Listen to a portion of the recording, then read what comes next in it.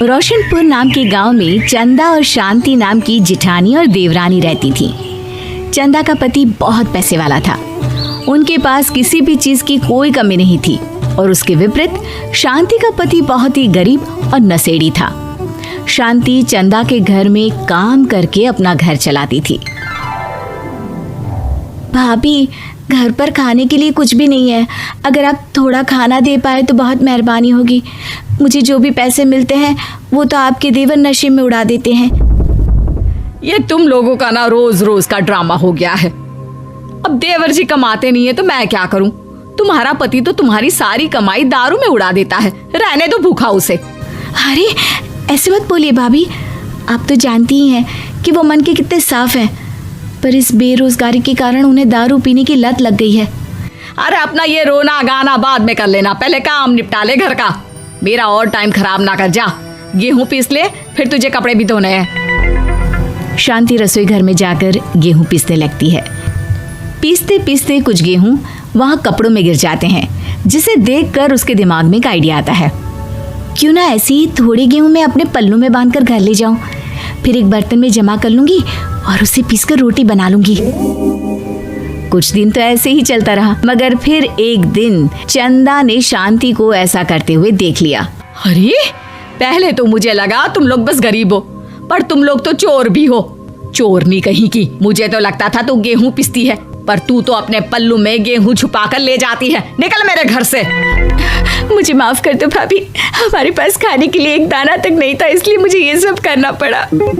अरे तुम लोग मेरे रिश्तेदार हो, इसीलिए दया कर कर तुझे मैंने अपने घर पे काम पर रख लिया, पर तू और तेरा पति हमारे खानदान का नाम मिट्टी में मिलाने पर उतारू हो चुके हैं। आपको मुझे जितनी गालियां देनी है दीजिए, मारना है तो मार भी लीजिए भाभी, पर मुझे काम से मत निकालिए। परिवार की बात है, वरना कोई और ऐसा काम करता ना तो धक्के मार कर कब से घर का बाहर निकाल दिया होता।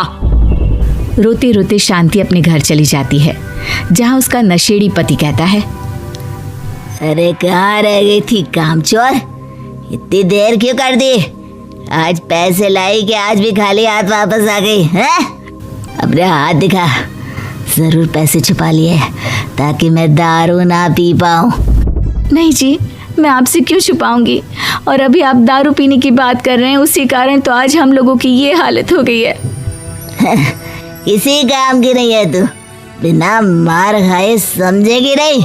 रख, अभी तेरे होश ठिकाने लगाता हूँ। रामलाल शांति को बहुत मारता है। शांति का मन दुखी हो जाता है और वो गांव के तालाब के पास के एक पेड़ के नीचे बैठकर फूट फूट कर रोने लगती है।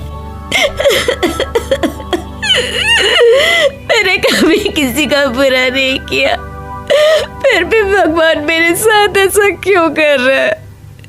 मैं तो रामलाल जी की फिक्र करती हूँ, फिर भी उन्होंने मुझे इतना मारा।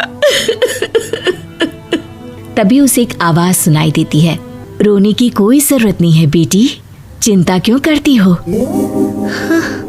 ये आवाज कहाँ से आ रही है? शांति अपने आसपास देखती है, उसे कोई नहीं दिखता। वो ऊपर देखती है, जहाँ उसे एक छोटी सी परी दिखती है। आप कौन है? आप तो कोई परी लगती हैं। हाँ बेटी, मैं इसी पेड़ पर रहती हूँ। मैंने तुम्हारी सारी बात सुनी, अब तुम्हें फिक्र करने की कोई जरूरत नहीं। अपनी आंखें बंद करो। शांति आंखें बंद करती है और जादुई परी अपनी छड़ी घुमाती है।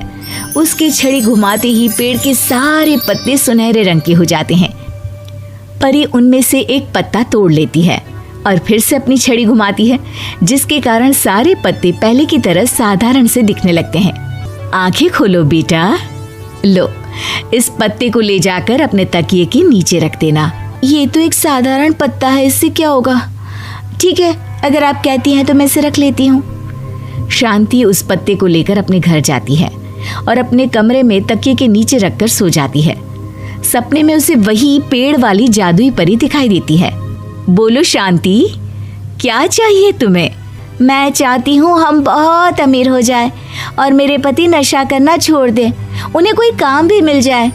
कल जब तुम सुबह नींद से जागोगी, तुम्हारी इच्छा पूरी हो गई होगी।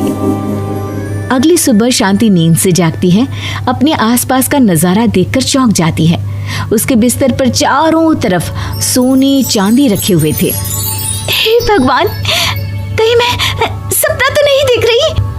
इतना सारा सोना, वो भी मुझ गरीब के पास। रामलाल जी को बताती हूँ, वो बहुत खुश होंगे। शांति जैसे ही कमरे के बाहर जाती है, वो देखती है कि रामलाल सूट बूट पहने काम के लिए बाहर जा रहा होता है। मुझे शहर में एक नौकरी मिल गई है शांति, मुझे आने में देर हो जाएगी, घर का ध्यान रखना।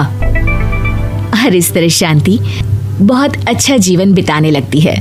उसके पास अब किसी भी चीज की कमी नहीं रह जाती।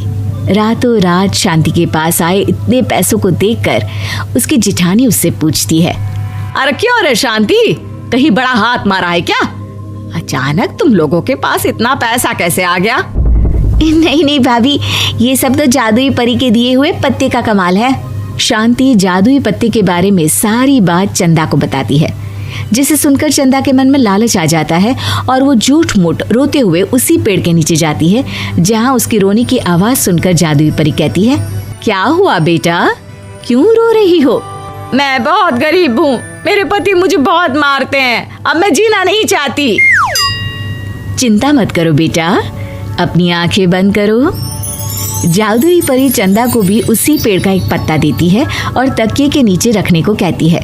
चंदा उस पत्ते को लाकर अपने तकिए के नीचे रख लेती है और अगली सुबह जब उठती है तो उसके कमरे में चारों तरफ सांप बिच्छू रहते हैं। अरे बचाओ बचाओ, कोई मुझे बचाओ, ये कैसा पत्ता है जिसे लाने के बाद उस गरीब शांति के पास तो इतना सारा सोना आ गया और मेरे चारों तरफ ये सांप बिच्छू, अरे कोई बचाओ।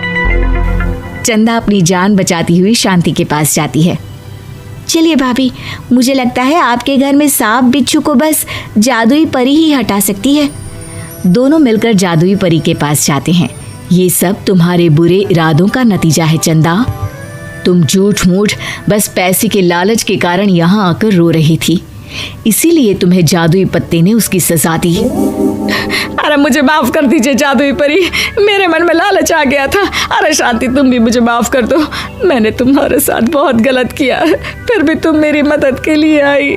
चंदा को अपनी गलती का एहसास हो जाता है, इसलिए जादुई परी उसके घर से सारे सांप बिच्छू को गायब कर देती है। चंदा और शांति आपस में मिलजुल कर रहती